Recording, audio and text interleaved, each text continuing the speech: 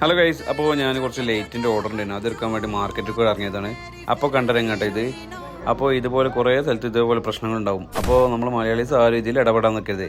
ഇടപെട്ട പിന്നൊക്കെ നമ്മളെ തലയിലാവും. അപ്പോൾ അതുകൊണ്ട് ആരും ഇടപെടാൻ നിൽക്കരുത്.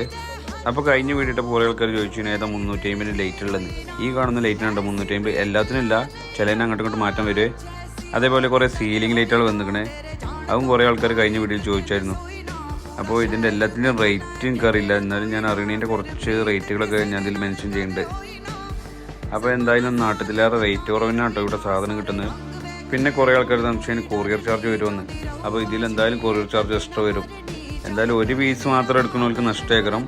ഇങ്ങനത്തെ വലുതൊക്കെ ആണെങ്കിൽ ഒരു പീസ് ആണെങ്കിൽ ഓക്കെ, ചെറുതെല്ലാം എടുക്കുകയാണെങ്കിൽ ഒരു പീസ് എടുക്കുന്ന നഷ്ടമായിരിക്കും. അപ്പോൾ കൊറിയർ ചാർജ് അത്യാവശ്യം നല്ല എമൗണ്ട് ആവും. അപ്പോൾ നിങ്ങളാരെങ്കിലും ഇവിടുന്ന് സാധനം എടുക്കണമെങ്കിൽ മിനിമം ഒരു 3-4 പീസെങ്കിലും എടുക്കാൻ നോക്കുക. നാട്ടിലെ കാര്യം ഷോപ്പിൻ്റെ ധൈര്യമായിട്ട് മെസ്സേജ് ചെയ്യുക. കാരണം ഇവിടുന്ന് കുറച്ച് തോനെ എടുക്കുകയാണെങ്കിൽ ഏറ്റവും വിലക്കുറവ് തന്നെ എടുക്കാം.